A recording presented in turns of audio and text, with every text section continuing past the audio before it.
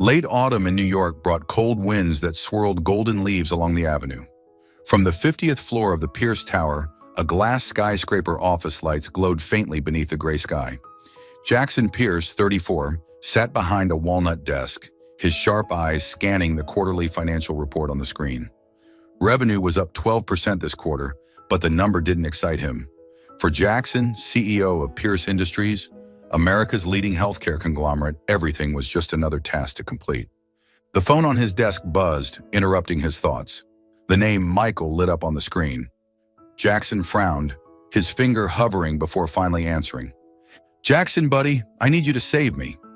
Michael's voice rang out, animated and slightly dramatic, as if the whole world hinged on this call. "Save you from what?" Jackson replied, voice low and dry. He was used to Michael's wild ideas. Michael was the only college friend he still kept in touch with after all these years. "Just go on a blind date for me just one night," Michael rushed, clearly afraid Jackson would hang up. "It's a double date at a restaurant, but I have to fly to Chicago tonight.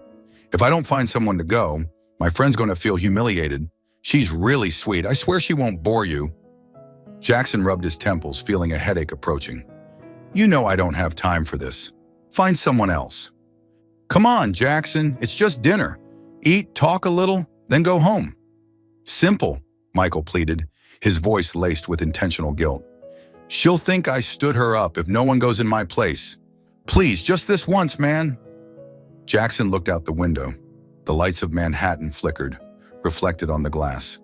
An old memory crept in a rainy night 3 years ago, when Caroline, his ex, left him with words that cut like knives. Since then, he'd built a wall around his heart, letting work fill the void. But Michael, with his infuriating persistence, always tried to drag him out of that cocoon. "Why should I do this?" Jackson asked, his voice cold, though slightly wavering. "Because you're my friend, and you need to get out and live a little instead of burying yourself in that office," Michael shot back. "She's a pediatrician, smart, funny. Not the kind of woman you usually hate. Just one evening, Jackson. I owe you big time." Jackson fell silent, considering. He hated the idea. These types of dates, however casual, always felt awkward to him. Forced smiles, scripted questions, and the exhausting effort to seem perfect. But Michael was relentless, and deep down, Jackson knew he needed a reason, any reason to step outside that office, even for just one night. "All right," he said at last, his voice almost a growl, "but just this once. Time and place?" "Yes," Michael cheered, unable to hide his excitement. "Le Ciel Restaurant, 7 p.m. tomorrow. I'll send her info via WhatsApp. Thanks, Jackson. You're a lifesaver." "You owe me," Jackson muttered and hung up before Michael could say more. He leaned back in his leather chair, glancing around the room.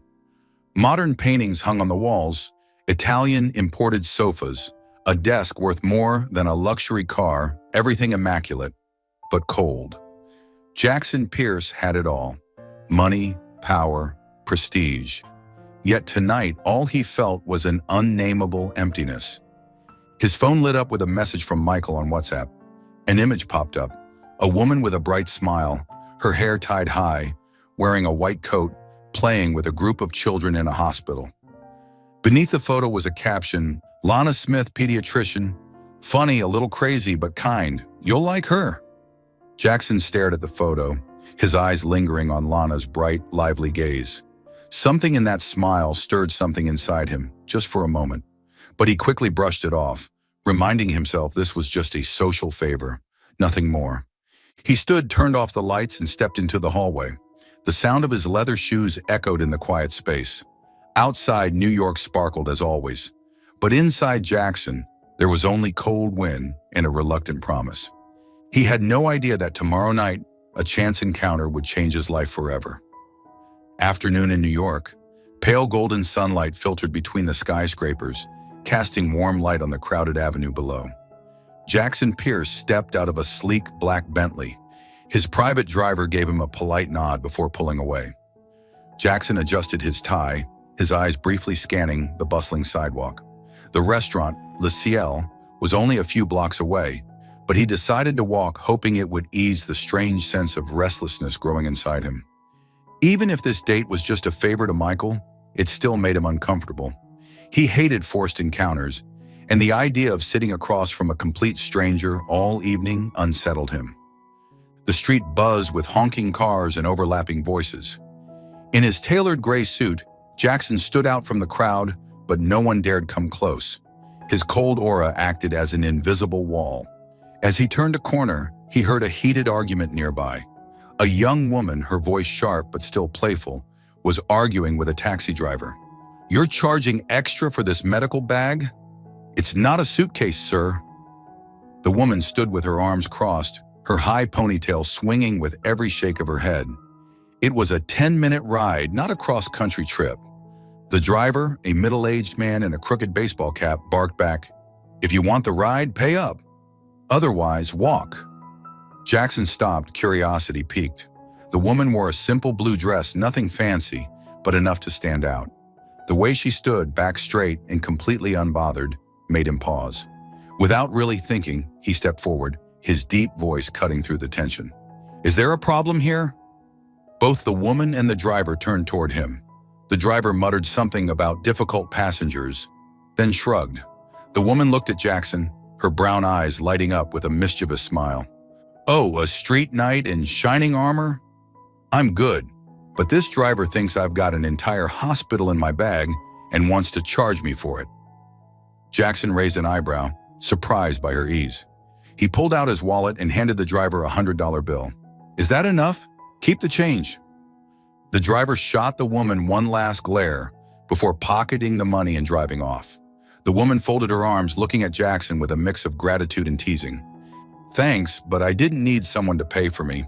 I've got money, I just don't like being ripped off." "No problem," Jackson replied coolly. "Let's say I saved both of us some time." He was about to walk away, but the woman called after him. "Hey, in a hurry? Let me guess, you're the stand-in boyfriend for tonight, aren't you?" She winked, her grin wide enough to make Jackson freeze in place. He looked at her more carefully now. Black hair tied up high, eyes sparkling like they had a voice of their own, and a completely unfiltered smile. This had to be Lana Smith, the woman from the photo Michael sent. "You're Lana?" he asked, still holding on to his calm demeanor. "Bingo!" Lana clapped once. "And you must be Jackson, the guy Michael said is super busy, but secretly kind-hearted. Come on, I'm starving, and Luciel isn't exactly known for waiting on people." She started walking without waiting for his response, like they'd known each other forever. Jackson was momentarily caught off guard, but he followed, his leather shoes tapping steadily against the sidewalk. He wasn't used to someone like Lana, natural, straightforward, and seemingly indifferent to who he was. A quiet voice in the back of his mind warned him. "She's different from the others. Be careful," but he brushed it off. "It's just one evening," he reminded himself. Nothing more. When they reached Luciel, the restaurant glowed warmly with golden lights and large windows overlooking the city. Lana stopped at the entrance, turning to him with a playful smile. "You know, I don't usually go to fancy places like this. If I spill wine or break something, don't blame me, okay?" Jackson chuckled, a rare smile that even surprised himself. "I won't blame you, but if you spill the wine, I'll just order another glass." Lana burst out laughing, her voice clear like wind chimes. "Deal, Mr. CEO," she said, pushing the door open and stepping inside, leaving Jackson standing there, surprised and intrigued.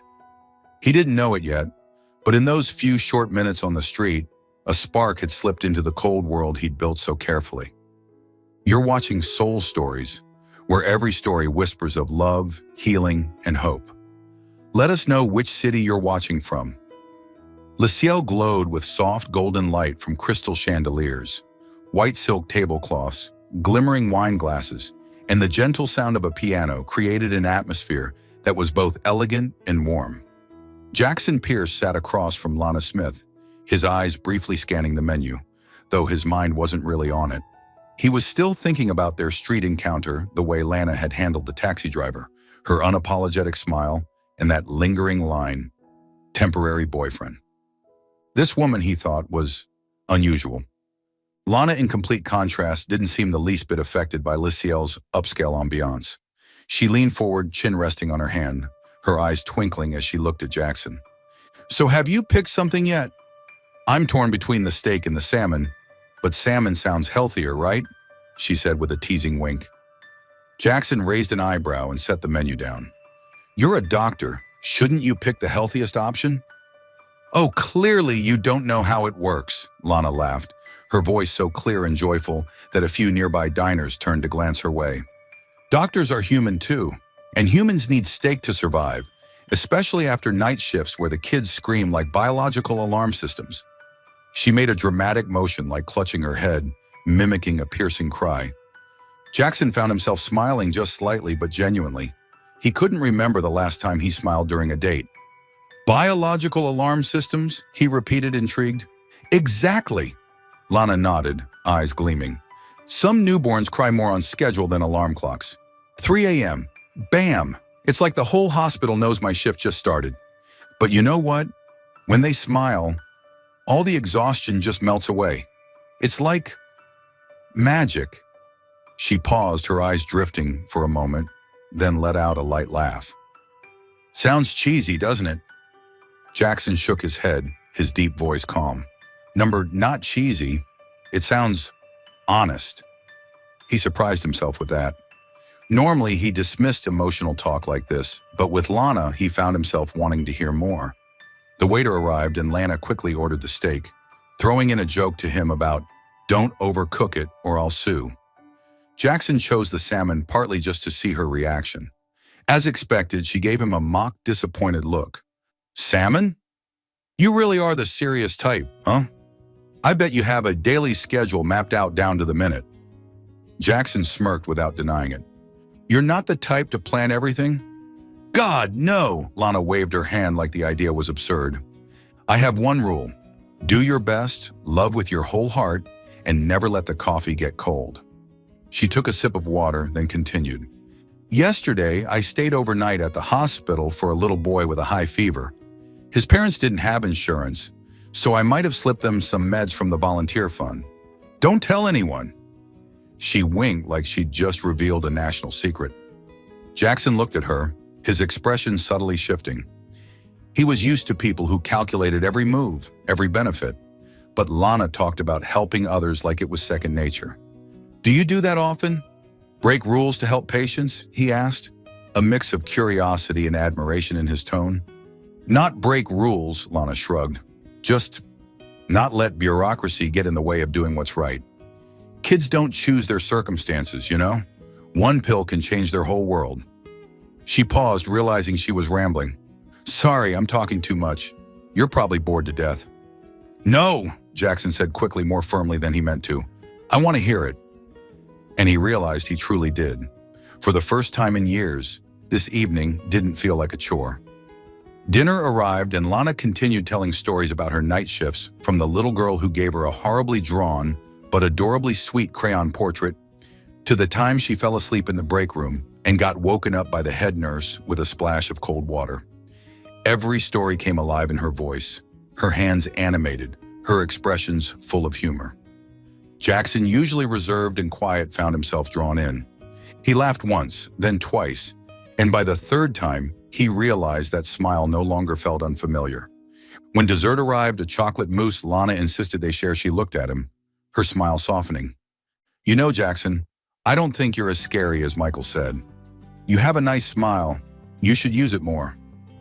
Jackson froze for a split second, his wine glass trembling slightly in his hand.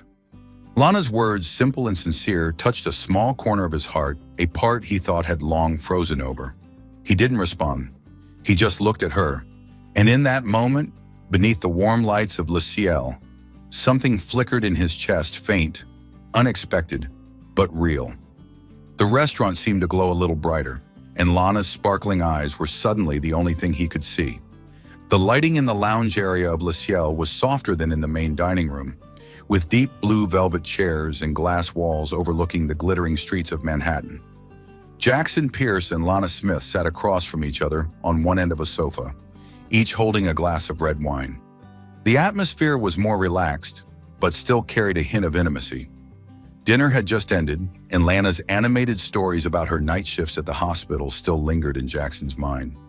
He felt like he'd been swept into an entirely different world, a world full of color and emotion, so unlike the numbers and dry contracts that ruled his own life. Lana took a small sip of wine, her brown eyes glinting under the soft lights. Have you ever done something just because it felt right, even if there was nothing in it for you? She asked, her voice light but genuinely curious. Jackson tilted his head slightly, gently rotating the wine glass between his fingers. Not all benefits are financial, he replied, his voice low. But in my world, everything has value. If it doesn't, it's not worth doing. Lana smiled, but there was a hint of reflection behind it.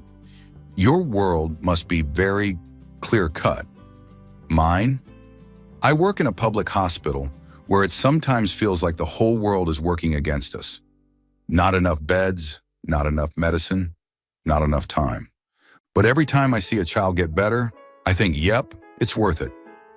Jackson looked at her, feeling like she was opening a door he'd never considered walking through. You work in public healthcare because of principle? He asked, with a hint of skepticism, but no mockery. Lana nodded, setting her glass down on the table, her hands gently clasped together. A few years ago, I was offered a job at a major private hospital chain, Pierce Industries. You've probably heard of it.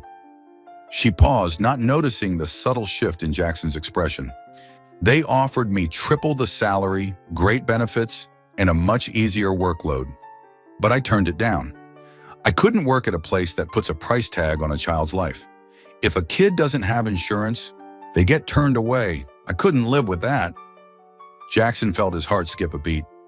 Pierce Industries, his company. He knew the private hospital network well. It brought in nearly a third of the corporation's total revenue.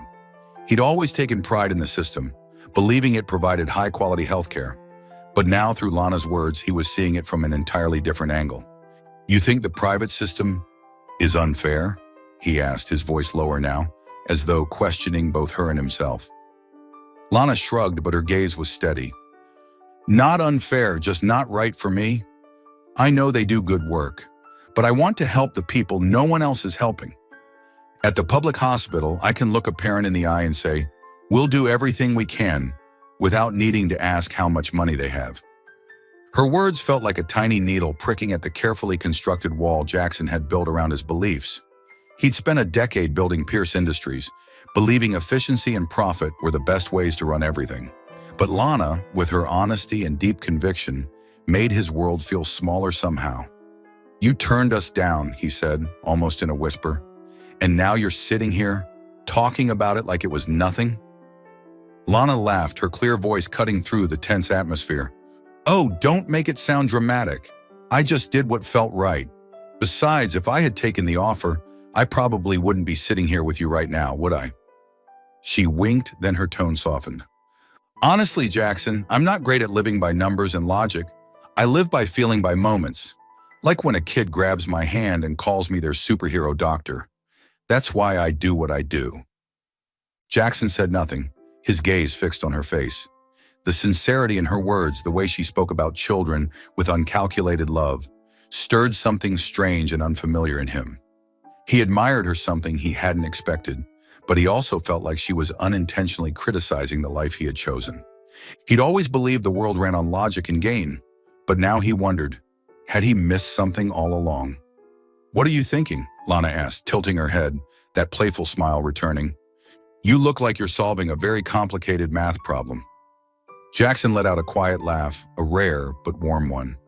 I'm thinking, you're really something else, Lana Smith. Something else good or bad? She asked, teasing.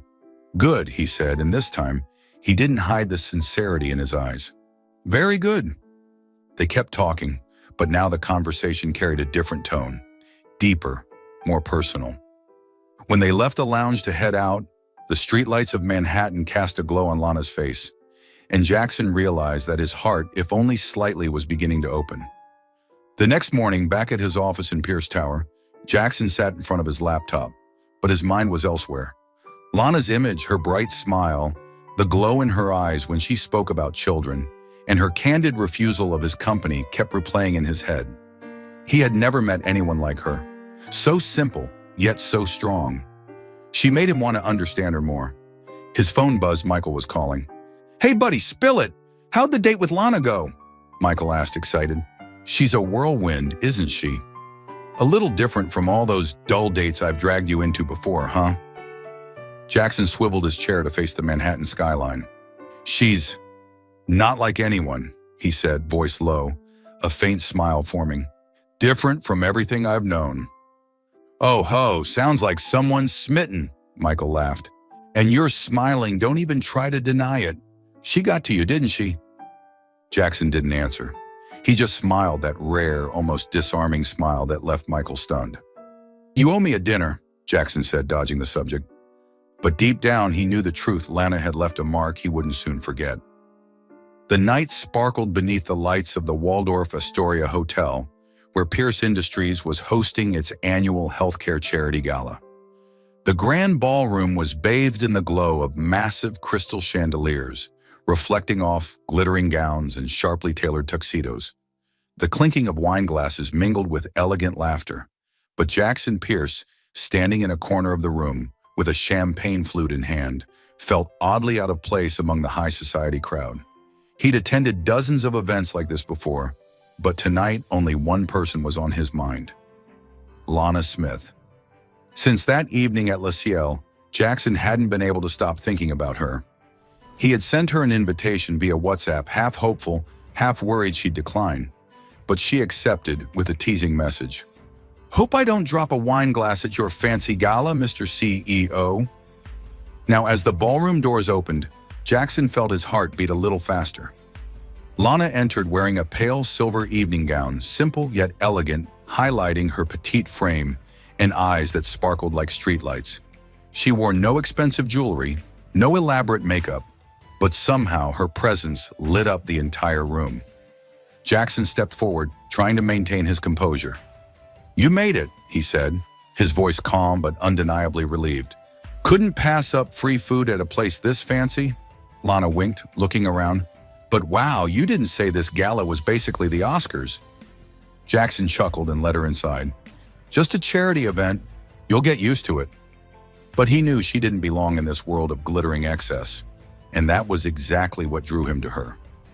As they sat at the main table, the program began. The host, a warm-voiced, middle-aged woman, introduced the various philanthropic projects Pierce Industries supported. Then she mentioned a name that caught Jackson completely off guard: Lana Smith. We are honoring Dr. Lana Smith for her volunteer work in the Appalachian region, bringing free medical care to hundreds of underprivileged children, the host announced, and the room erupted in applause. Lana, mid-sip of champagne, nearly choked. What? She whispered, eyes wide, staring at Jackson. Did you know about this? Jackson shook his head, though a faint smile tugged at his lips. I didn't, but I'm not surprised. He gestured toward the stage. Go on, doctor, they're waiting for you. Lana hesitated, clearly unaccustomed to being in the spotlight. She stood, her silver dress shimmering under the lights, and walked to the stage a bit awkwardly. Taking the mic, she inhaled deeply, then smiled the familiar smile Jackson had seen at Le Ciel, now carrying a new kind of strength. I'm not great at speeches, she began, earning a few chuckles from the audience. But I'm here for the kids. In Appalachia, I met children without shoes who still smiled brighter than anyone in this room. They taught me that happiness doesn't require money, just someone willing to listen and help. She told a story about a 5-year-old girl named Mia who gave her a bracelet made of string because the doctor made my pain go away. Lana's voice trembled slightly as she added, I don't do this work for awards. I do it because kids like Mia deserve a chance at a healthy life. And if I can help even one of them, then every night shift and every long trip is worth it. The ballroom fell silent, then erupted in applause. A few guests wiped away tears. At the main table, Jackson felt something tighten in his chest. He looked at Lana on stage, simple yet radiant, like a star standing alone among all the glitter.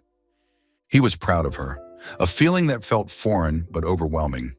He wanted to stand up and tell the world this woman was making his heart beat differently. When Lana returned to the table, her face was flushed with embarrassment. Oh my God, I was shaking the whole time, she whispered as she sat beside Jackson. Hope I didn't totally embarrass you in front of the rich and famous. You moved the entire room, Jackson said, his voice low but sincere. Even me. Lana looked at him, her gaze softening. Really? I thought you only frowned and signed contracts." She laughed, but there was something in her eyes as if she, too, was beginning to truly see him. Just then, Michael appeared, clapping Jackson on the shoulder. "Hey, buddy, I saw Lana bring the house down. She's a gem, huh?" He turned to Lana, grinning. "Lana, remember me? The guy who shoved Jackson into that fateful date?" Lana laughed. "Michael, how could I forget? The accidental matchmaker." She winked and turned to Jackson. "Has he told you what he really said about me?" Michael grinned mischievously. "Oh, Jackson just smiles whenever I mention you. But judging by how he looks tonight, I'd say you've got him hooked. Does he seem like the same grumpy guy who used to complain about every date I set him up on?" Jackson shot Michael a look, a faint smile appearing. "You talk too much, Michael," he said, but his eyes remained on Lana, warm and sincere. "She's special." Lana blushed, and in that moment, beneath the gala lights, Jackson knew his heart fully belonged to her. As Michael walked away, he quipped, "You know, you owe me dinner now." The gala continued with charity auctions and formal speeches, but Jackson was no longer paying attention. All he saw was Lana, the woman who didn't belong in this elite world, yet somehow made it feel more meaningful. When she leaned over and whispered a joke about one guest's ridiculous hat, Jackson laughed out loud, forgetting the curious eyes around him. For the first time, he didn't feel like just a CEO. He felt like a man beginning to open his heart. Jackson Pierce stood beside Lana Smith in a corner of the ballroom, watching the ongoing charity auction when, "Lana Smith, right? The hero of poor children everywhere?" The voice was laced with refined mockery, causing Lana to pause mid-sentence. Jackson turned, and his chest tightened as he saw who it was. Caroline Wentworth, his ex-girlfriend. Caroline stood tall in a figure-hugging crimson gown, her blonde hair perfectly curled, red lips curved into a smirking smile. It had been 3 years since Jackson last saw her, but the memory of her betrayal leaving him for an older billionaire was still sharp as a knife. "You're the humble doctor everyone's whispering about, right?" Caroline continued, her eyes sliding over Lana like she was appraising merchandise. "How adorable, so quaint." Lana raised an eyebrow, the smile on her lips unwavering. "Thanks for the compliment," she replied, her voice calm but sharp. "I suppose quaint is the polite way of saying, I'm not wearing a diamond-encrusted gown?" A few nearby guests chuckled, making Caroline visibly falter, though she quickly regained her composure. "Oh, I'm just surprised," Caroline said, stepping closer, her gaze shifting to Jackson. "Jackson Pierce, the man who never looks down, is here with someone like her.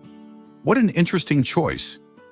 She emphasized interesting with unmistakable condescension. Jackson felt heat rise to his face. He stepped forward, positioning himself between Lana and Caroline, his voice cold and steely. "Caroline," he said, tone low but cutting, "if you're looking for attention, find someone else. Lana isn't your target." The surrounding crowd seemed to pause, curious glances drifting toward them.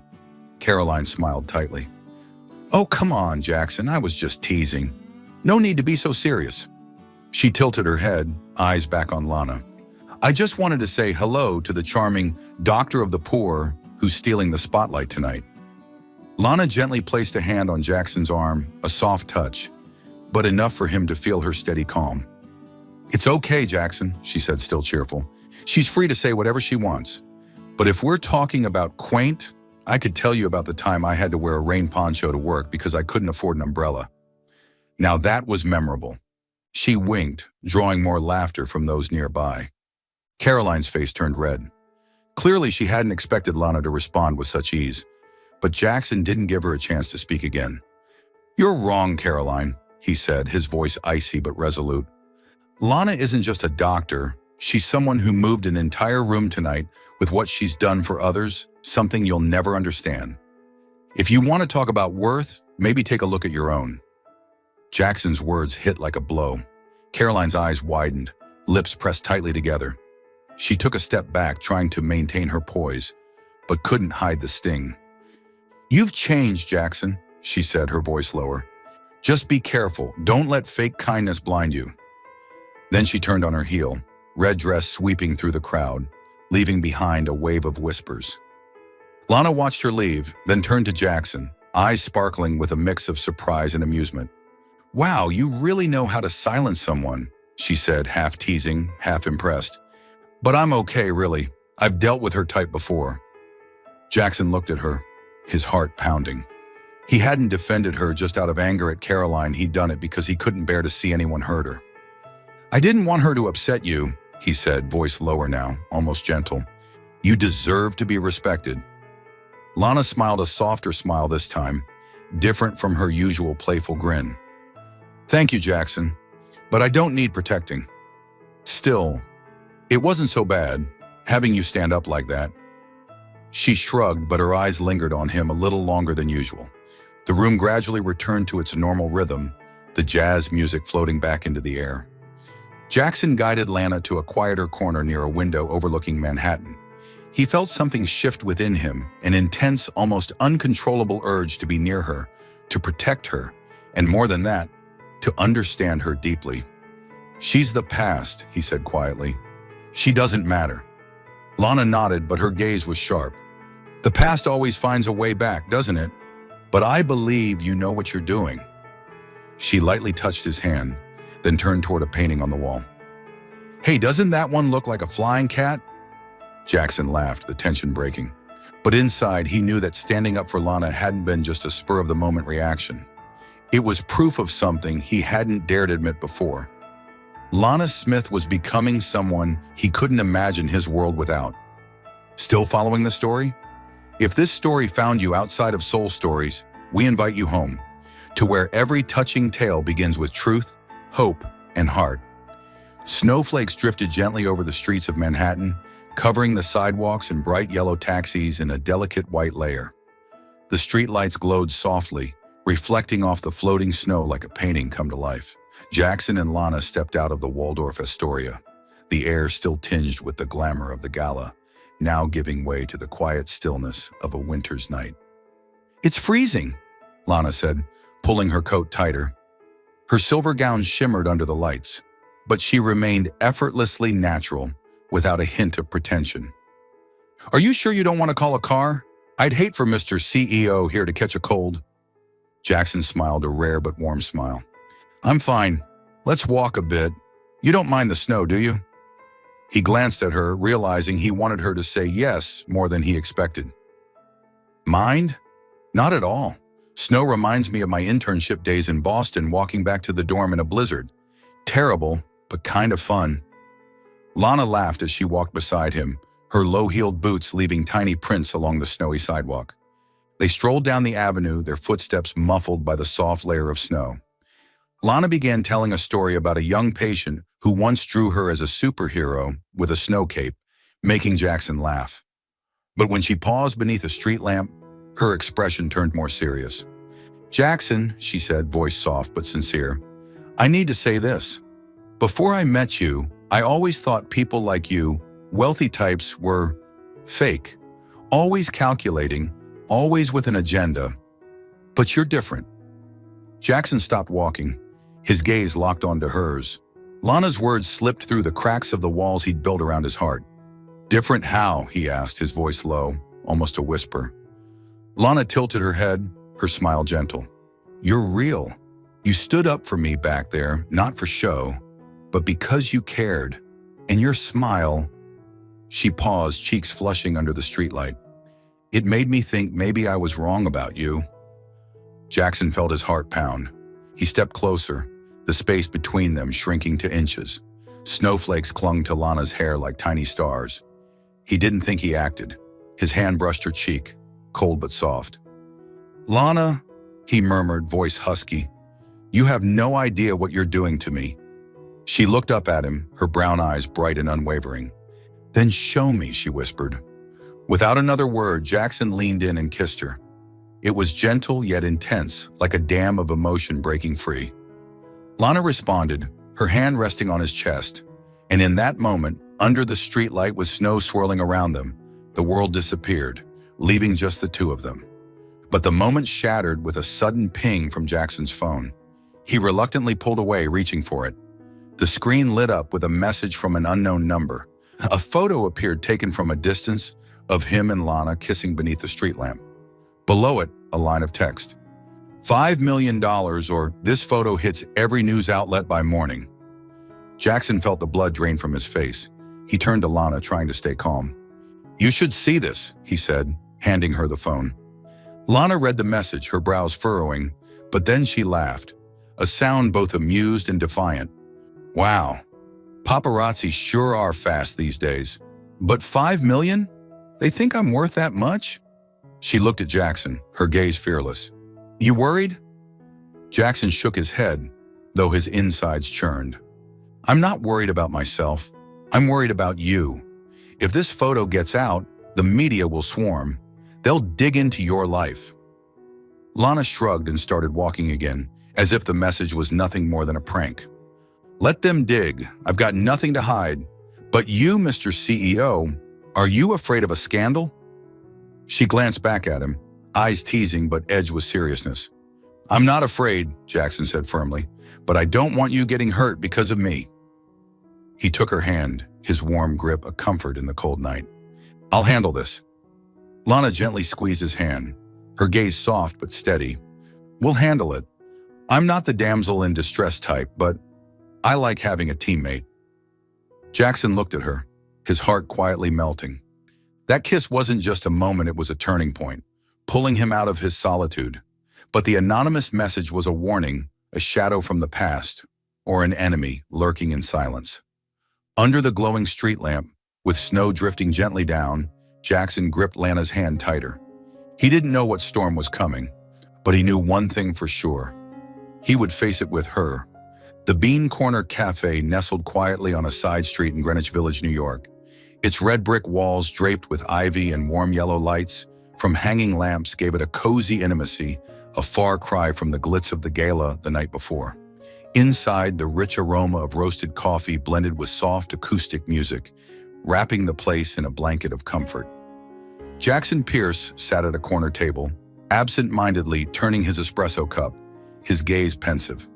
Across from him sat Lana Smith, dressed in an olive green sweater and jeans, her hair tied up as usual. She took a sip of her latte with an ease that struck him as both grounding and disarming. After the kiss in the snow and the troubling blackmail text, Jackson had invited her here to talk, but now he wasn't sure how to begin. Lana, he finally said, voice low but serious, we need to talk about the message from last night. This isn't a joke. If that photo gets out, the media won't go easy on you. They'll dig into everything, your life, your job, your past. Lana set her latte down and met his eyes without flinching. I know, she said, calm but resolute, but do you think I'm the type to panic over tabloid headlines? I once had a mother at the hospital call me a low-grade doctor because I wouldn't give her kid an off-list prescription. I survived that. She smiled, but it carried a spark of challenge. Jackson frowned, tightening his grip on the espresso cup. This isn't just talk. You don't know how brutal the press can be.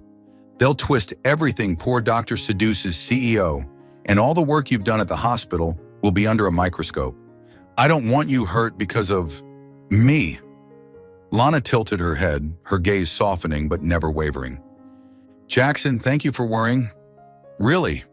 But don't turn me into someone who needs to be hidden away. I can handle myself. If they want to write something, let them.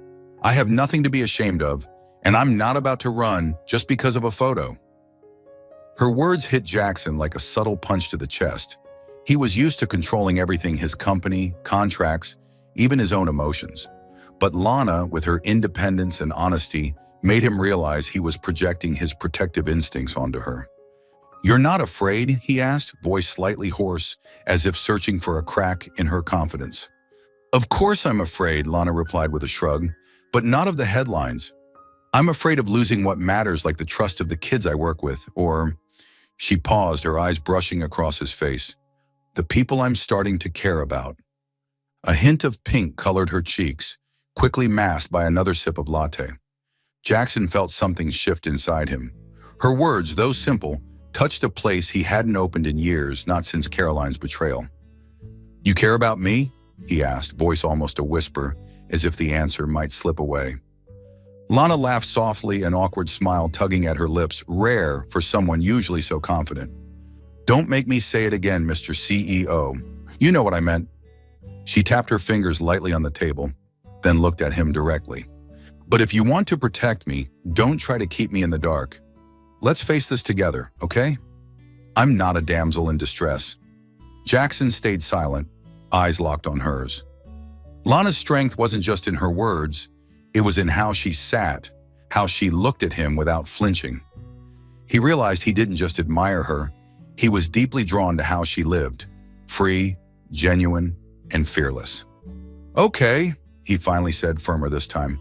We'll face it together, but I need you to promise me one thing. If this gets out of hand, you'll let me help. Lana raised an eyebrow, her playful grin returning.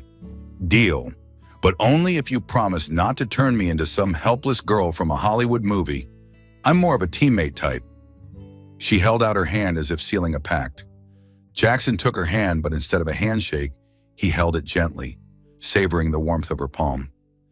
Teammates, he repeated, and for the first time, he didn't feel alone in the fight, whether against the media or against his own guarded heart. They kept talking, and Jackson found himself laughing more than he expected. Still, the anonymous message lingered in his mind like smoke. Who was behind it?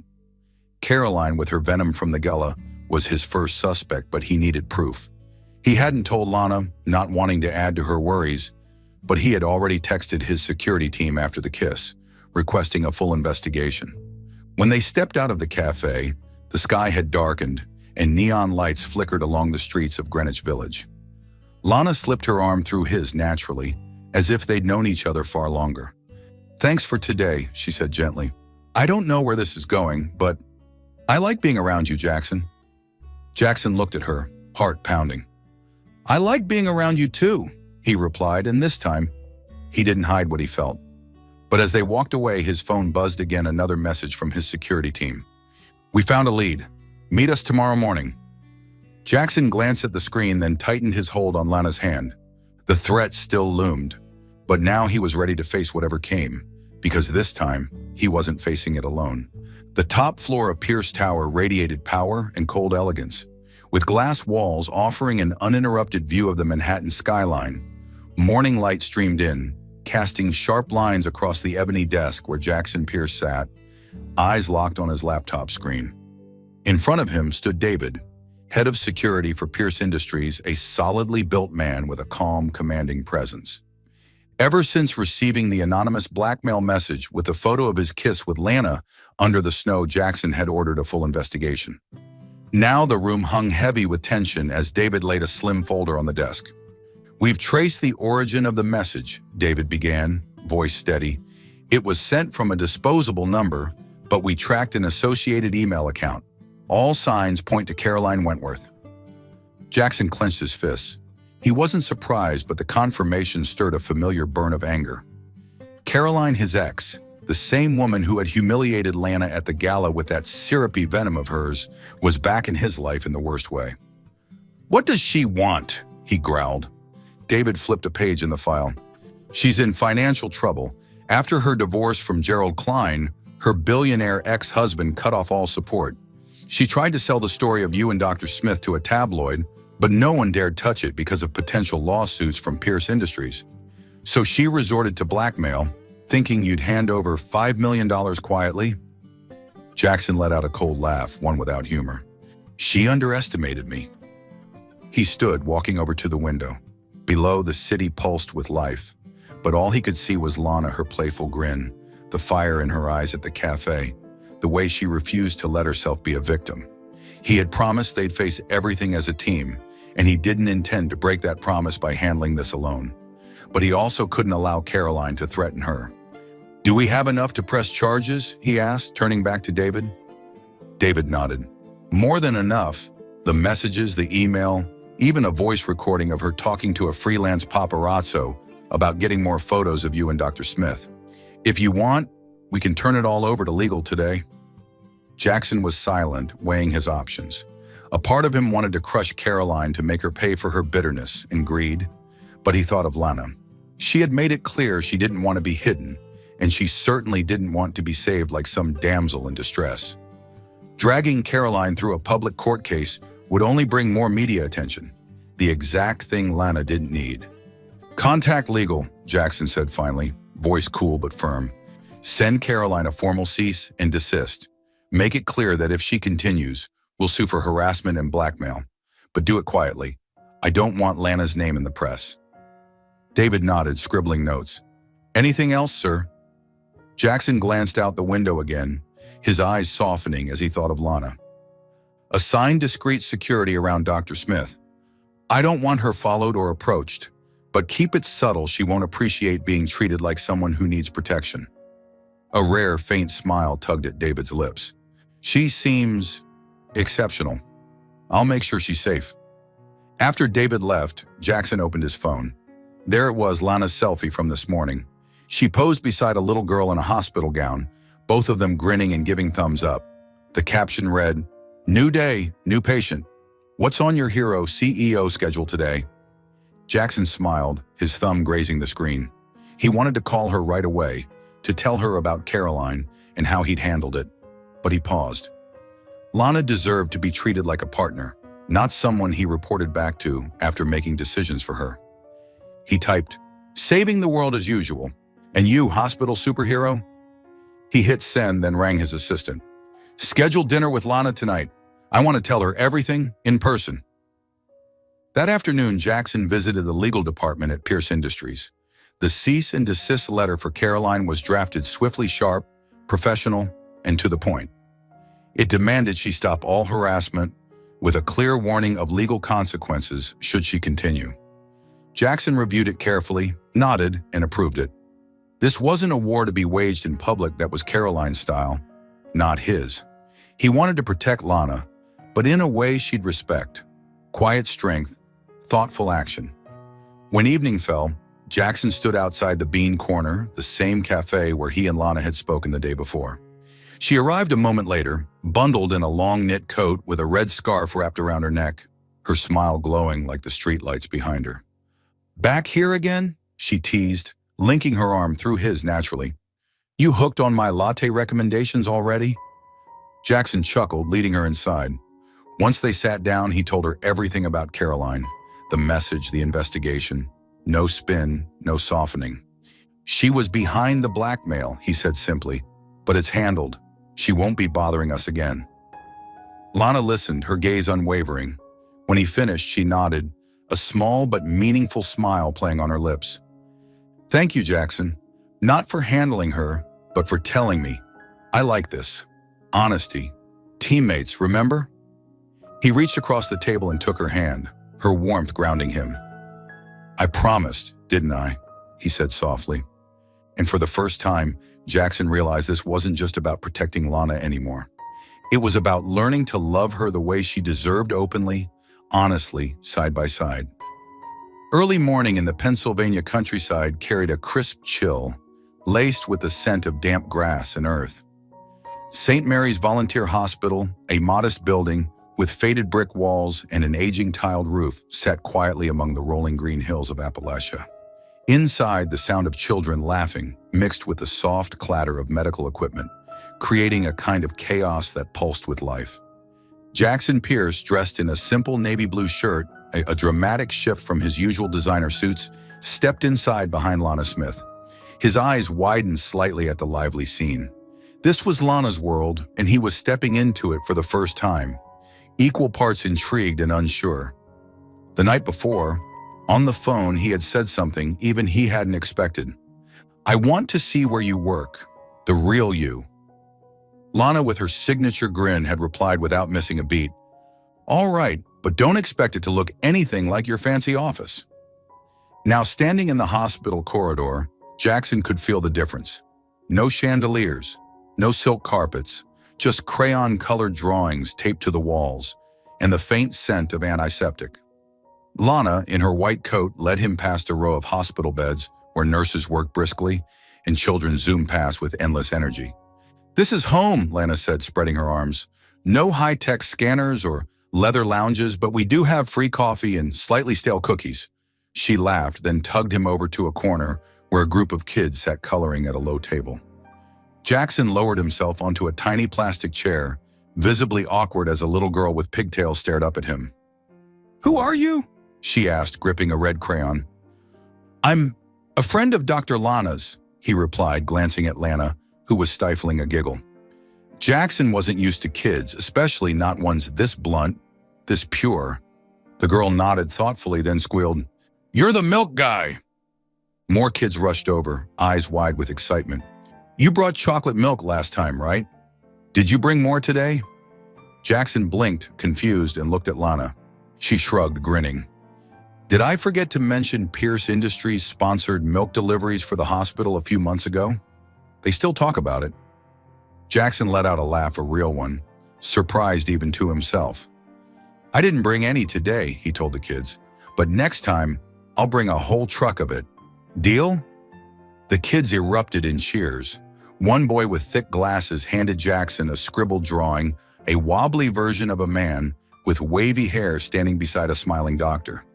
"This is you and Dr. Lana," he declared proudly. Jackson held the picture, feeling something warm stir in his chest. He looked over at Lana, now crouching beside a girl, gently fixing the bandage on her arm. She whispered something that made the little girl giggle. The light in her eyes, the quiet kindness, hit Jackson hard. "Lana," he said softly, "do you do this every day?" She stood and brushed her hands on her coat. "Pretty much. It's exhausting, but worth it. You see, no one here cares if you're a CEO or I'm a doctor. As long as you make the kids smile, you're a superhero." Jackson was silent, scanning the room again. He thought about his own life high-stakes meetings, cold numbers, empty penthouse nights. "I'm tired of it," he said suddenly, voice low but honest. "Tired of living like that, always calculating, always guarded. I don't want to do that anymore." Lana studied him, her eyes warm but sharp. "Then don't," she said, as if it were the simplest thing in the world. "No one's forcing you to stay the same. You can be the milk guy, or whoever you want." Jackson chuckled, but inside her words sparked something real, like a match lighting a long-forgotten room. He stood and joined Lana in handing out juice boxes. When a small boy tugged at his sleeve and begged for a story, Jackson awkwardly invented a tale about an imaginary dog named Max. The kids howled with laughter, and for the first time in a long time, Jackson felt light. That afternoon, as they left the hospital, sunlight cast a golden glow across Lana's face, making her smile even brighter. "Thanks for coming," she said, linking her arm through his like it was the most natural thing in the world. "The kids love you, and I bet you kind of love them too, huh?" Jackson held her hand, realizing his defenses were falling apart, piece by piece. "I love this whole world," he said, eyes locked on hers. "Your world." Lana laughed, but her gaze carried a quiet understanding.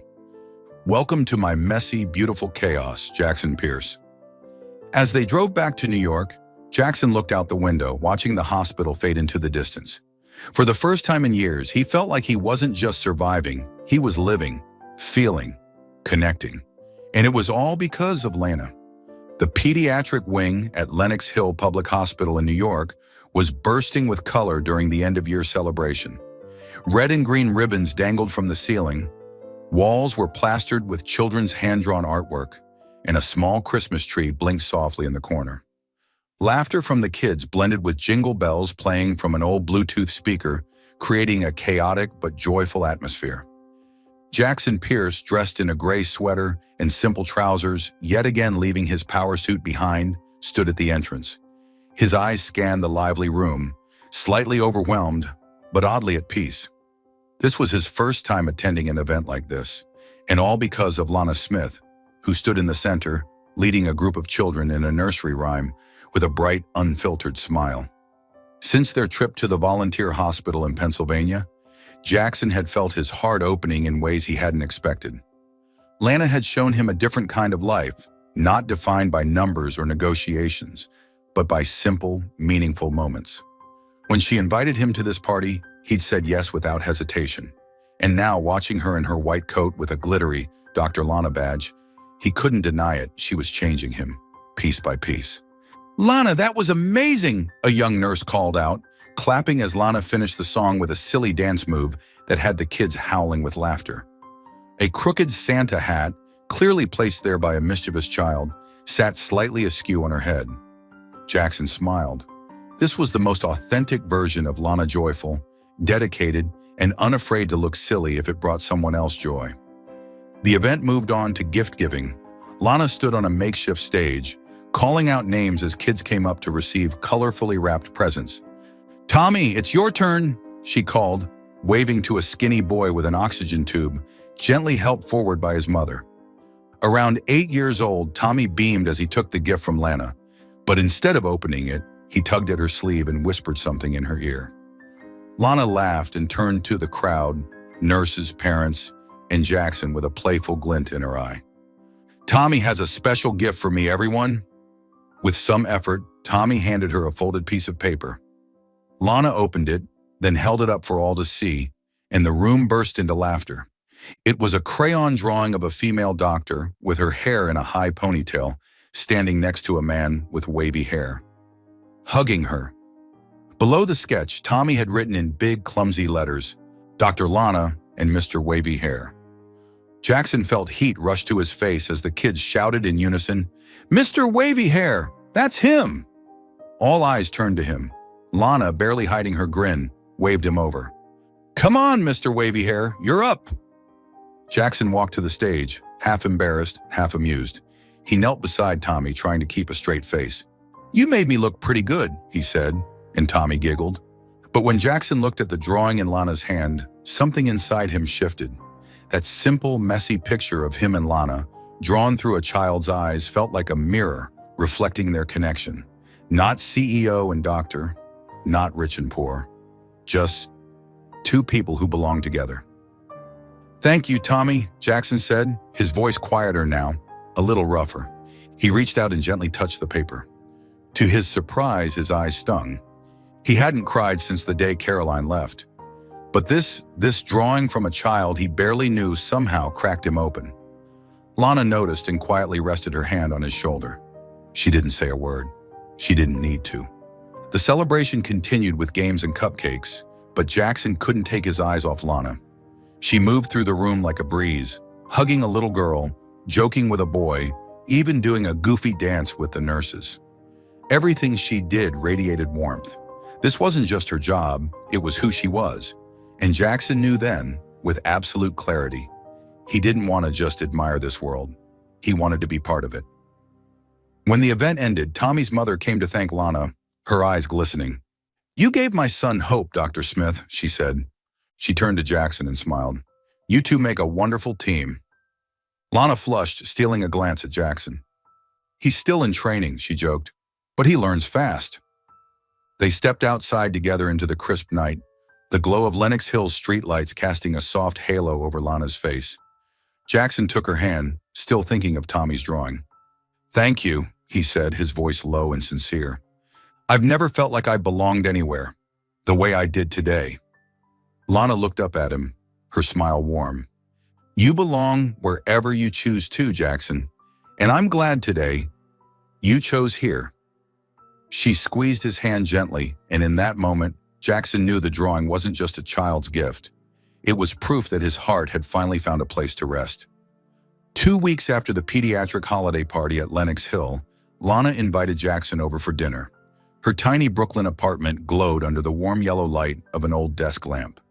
The bubbling smell of tomato sauce filled the air, blending with upbeat pop music playing from Lana's phone, creating a space that felt cozy, lived in, and just right. Lana, wearing a white t-shirt and shorts, stood by the stove, stirring the sauce with a wooden spoon while mumbling the lyrics to the song. Jackson Pierce, sleeves rolled up, stood next to her, trying unsuccessfully to slice tomatoes with intense concentration. "Jackson, are you cutting tomatoes or attempting abstract art?" Lana teased, glancing at the uneven pile on the plate. "I'm a doctor, I can tell when someone's faking work."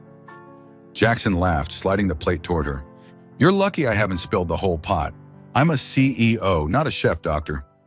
But when Lana leaned over to check the tomatoes and her shoulder brushed his, warmth shot through him.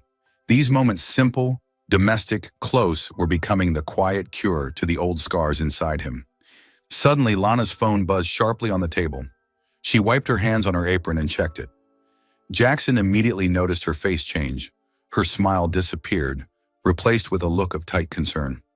"What is it?" he asked, setting the knife down, voice steady but tense. Lana hesitated, then handed him the phone. A message from an unknown number stared back at him, attached to a photo. Jackson and Caroline in what looked like an intimate moment at a posh bar, his head leaned in close, hand resting lightly on her shoulder. Underneath, the message read, "He's playing you, poor doctor girl. He's back with me." "Caroline," Jackson growled, fury rising in his chest. He recognized the photo taken 3 years ago at a charity event, but it had been altered to look recent. "She's trying to sabotage us. Lana, I swear I haven't seen her since the gala." Lana looked at him, eyes flickering between hurt and hesitation.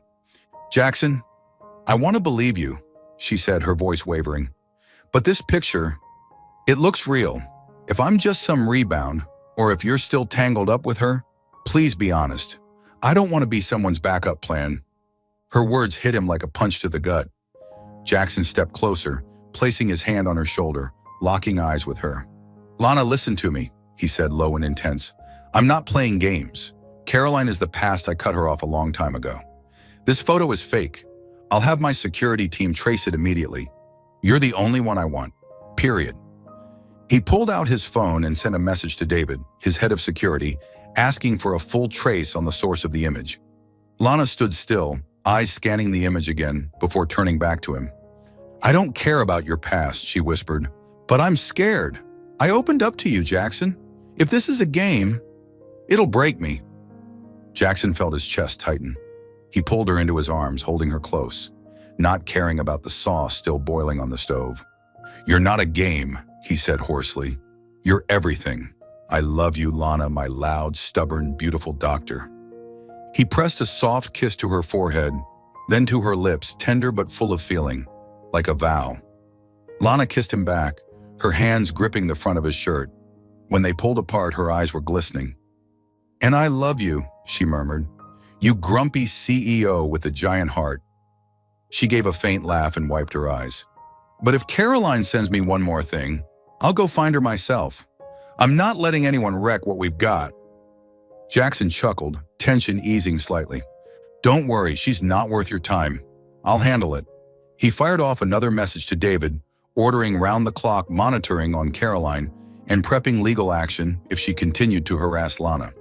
They returned to the stove, though the air between them had shifted, still warm, but now laced with resolve. As Lana stirred the sauce, a drop splashed onto her cheek. Jackson wiped it away gently with his thumb, his touch lingering just a second too long. Then another splattered onto his shirt, making both of them burst into laughter. "We're a disaster in the kitchen," Lana said, shaking her head, but her eyes were sparkling again. When they finally sat down to eat slightly overcooked spaghetti but rich with flavor, Jackson reached for her hand across the table. "You're my teammate," he said softly. "Caroline or anyone else, they can't change that." Lana squeezed his hand, her smile glowing. "Deal, teammate. Now eat before I start calling you Mr. Wavy Hair again." They both laughed, and in that tiny kitchen amid tomato sauce stains and bad pop music, their love had never felt stronger. Snow drifted gently over Bryant Park, blanketing the sparkling vendor booths of the community health fundraiser in a soft layer of white. Outdoor heaters sent plumes of warmth into the crisp evening air, blending with the scent of hot cocoa and the delicate strains of a violin playing nearby. Jackson Pierce stood on the temporary stage, wrapped in a black wool coat, scanning the crowd. Just beyond the fairy lights and snow-dusted evergreens, Lana Smith, dressed in a red sweater and scarf, was handing out cookies to a group of children from Lenox Hill Hospital. Her smile glowed brighter than any holiday light.